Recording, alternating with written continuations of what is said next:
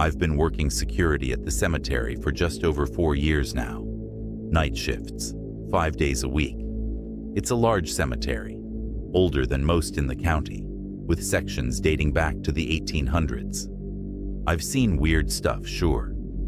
Candles melted into the grass, dolls showing up at the foot of children's graves, even heard voices now and then. But you get used to that when you spend enough time alone in the dark. Or at least, I thought I had.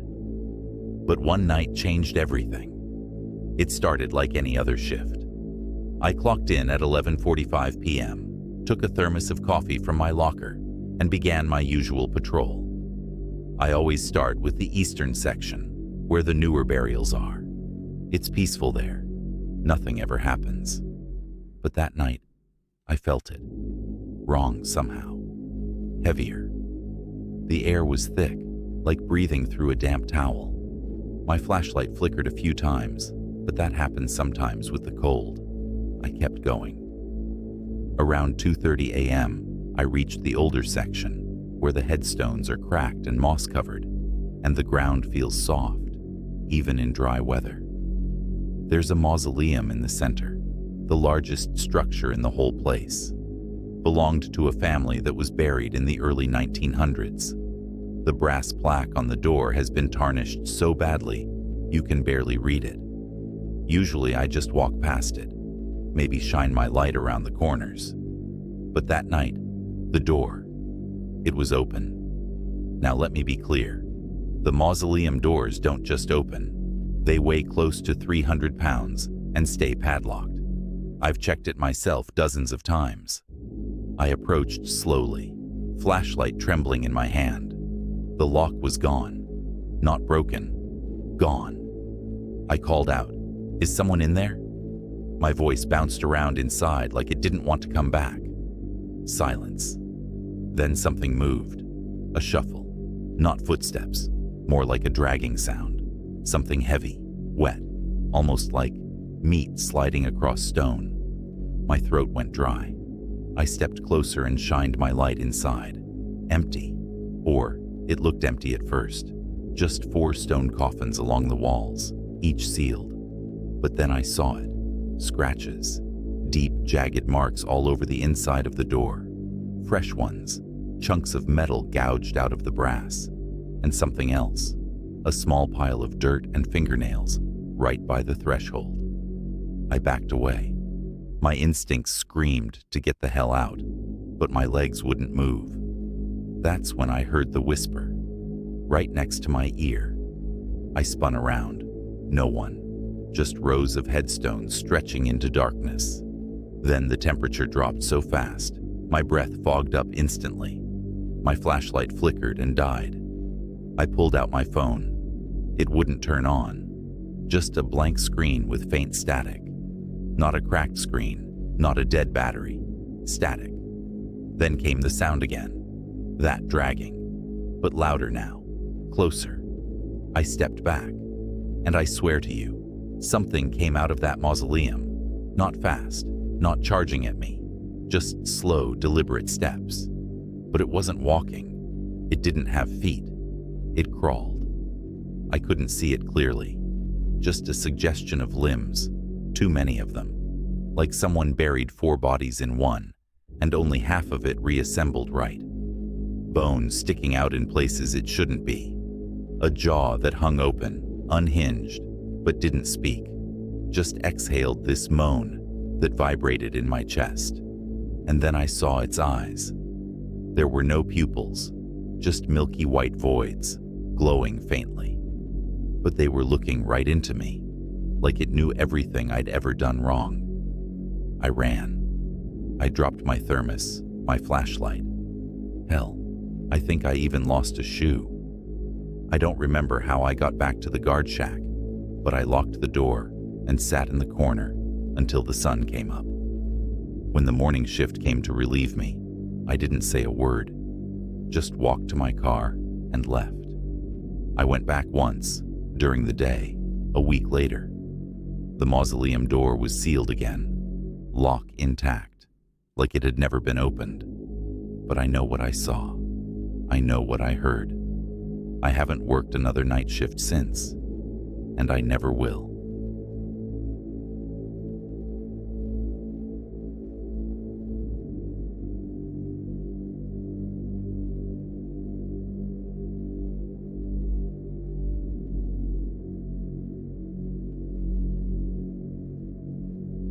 My friend Ben loved to explore all types of places, and I used to also. One day he found this old half-erased map on some forgotten urban exploring subreddit. Said it led to a lost graveyard in rural Louisiana, about 40 minutes outside Lafayette. No name, no road signs, just a patch of land that used to belong to some old plantation family, long since gone.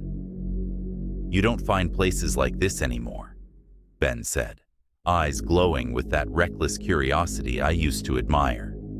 There were 4 of us, Ben, Jenna, Tyler, and me. We parked off a dirt road and walked through knee-high grass until we hit rusted iron gates, bent and half-eaten by vines.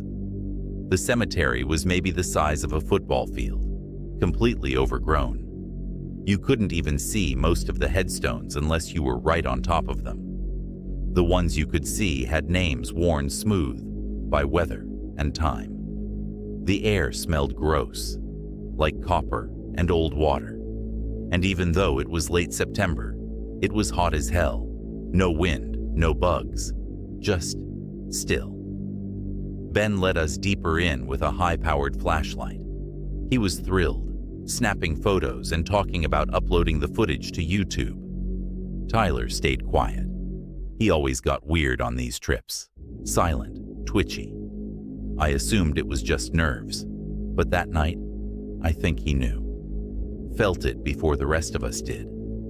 About 15 minutes in, we found a family plot surrounded by broken stone fencing. 4 crumbling vaults sat in the corners, cracked and sagging from age. In the center, there was something none of us expected. A sunken pit, lined with bricks, maybe 10 feet across. It looked like it used to be sealed, but the concrete cover was shattered in pieces nearby. Ben climbed down before any of us could stop him. "There's stairs," he called. "Leads to a vault or something. Come on." Jenna hesitated. I remember grabbing her arm. "We don't know what's down there." Ben's flashlight flicked back up. "Exactly. That's the point." He disappeared below. Tyler cursed under his breath, then followed. Jenna looked at me. I didn't want to go. I knew we shouldn't. But you can't leave friends behind. Not in a place like this. The stairs led to a stone corridor underground. The ceiling was low. The walls were wet. Roots had pushed through the cracks like veins. There were markings down there, carved into the stone. Not names, symbols, circles with jagged slashes, a row of tally marks that ended with a handprint, black and smeared. We found Ben standing in front of a wooden door, half rotted but still hanging on rusty hinges. On it, someone had burned a word I didn't recognize. Réveiller. "What does it mean?" I asked. "French," Ben said. "Means to wake." Then he opened it. I swear the moment that door creaked, something shifted. The air moved, not like a draft, but like pressure collapsing, like we'd just let something out of a vacuum. Inside the chamber was a stone coffin. No carvings, no name, just plain. The lid was cracked open, and the smell. I don't even have words for it. It was rot and blood and damp soil, but older, deeper, like something that had been fermenting for a century. Jenna started shaking. "Something's wrong," she whispered. That's when Tyler screamed.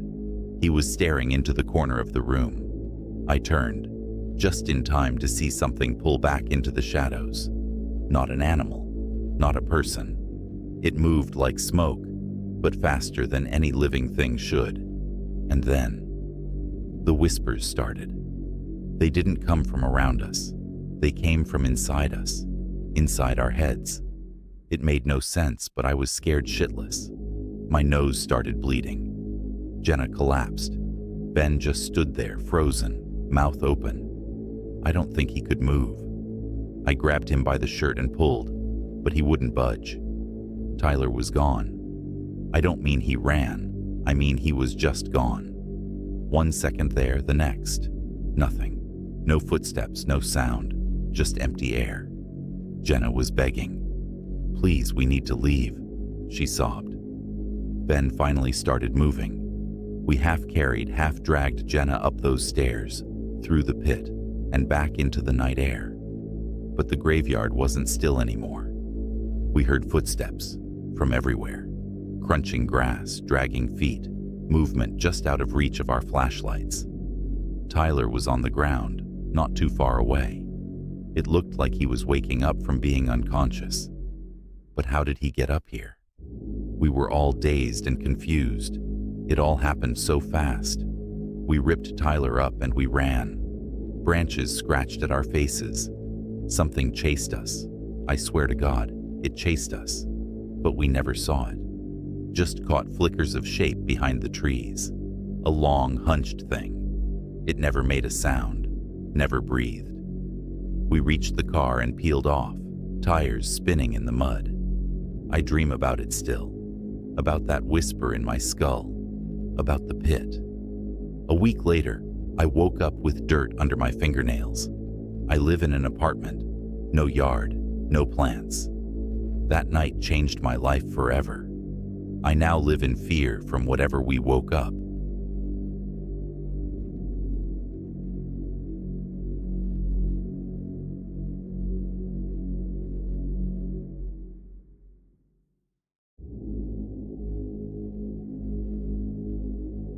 I only went to the cemetery because of my sister. Emily had passed away a year before. Car crash, sudden, brutal. She was 27. I hadn't visited her grave since the funeral.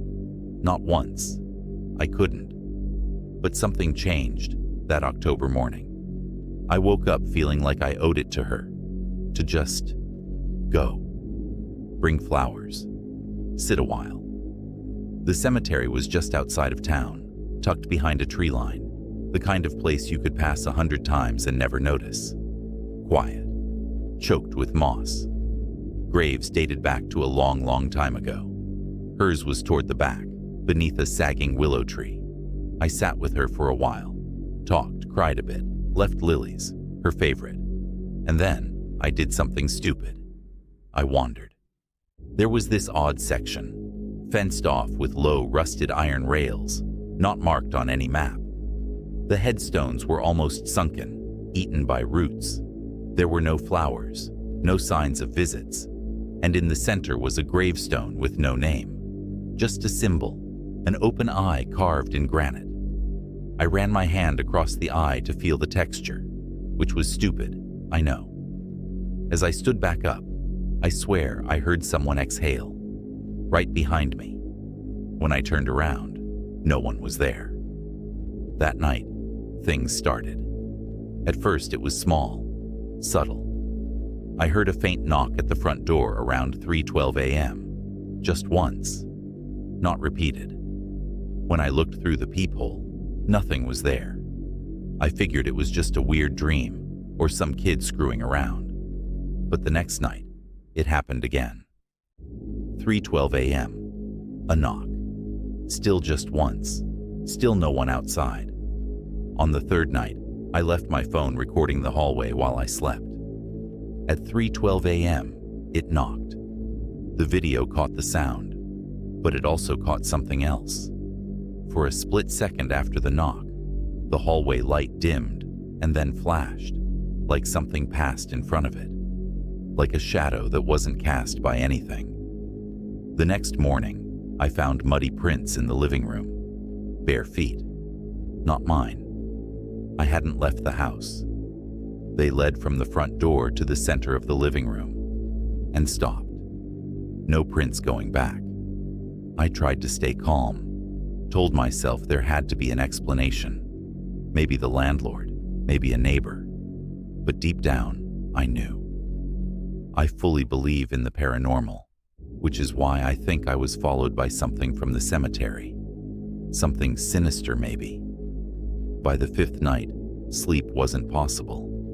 My bedroom closet door opened on its own, slowly, without a sound. When I got the courage to check, the air inside was freezing. My breath fogged. In the closet, on the inside wall, were scratches, 5 vertical lines. I hadn't seen them before. Worse still, every night, that knock came earlier. First 3:12, then 3:05, then 2:58. And I wasn't the only one who noticed. My upstairs neighbor, Carla, a nurse who worked nights, stopped me in the hall and asked why I was pacing with heavy boots at 3 a.m. I hadn't worn shoes inside. I hadn't left the bed. By day 7, I was unraveling. Mirrors began to hum, a low vibrating sound, like a tuning fork in my skull, every time I looked into them. My reflection lagged for half a second. Once, I swear, it smiled when I didn't. That night, the knock didn't come from the door. It came from inside the apartment, from the bathroom. I approached slowly, heart hammering, and when I pushed open the door, the mirror was fogged up, even though the room had been cold all day. I turned my head and saw something in the corner staring right at me. I can't begin to explain how it looked. It was like a glowing white figure. I ran to my room and cried. I broke. The next day, I went back to the cemetery, back to that nameless grave. I brought salt. I brought sage. I brought a small white candle, something a woman at a metaphysical shop told me to do, though she didn't want to know the details. I stood by that grave and said, out loud, "You're not welcome. You were never invited. You don't belong to me." Several times. The wind picked up. It was like it was straight out of a movie, I swear. I placed the salt in a circle, lit the candle, burned the sage, and I stayed until the flame went out. When I left, I didn't look back. That night, I slept through the night for the first time in over a week. No knock, no footprints, no hum in the mirrors, just silence. The next morning, I walked into the living room, and on the wall, just above where the muddy footprints used to stop, was a small black smudge, a fingerprint, burned into the paint. It's still there. I painted over it twice. It always comes back. But the knock never did. I think whatever it was, it finally let go. Or maybe it's just waiting. I don't know, but I stay alert and keep my head on a swivel.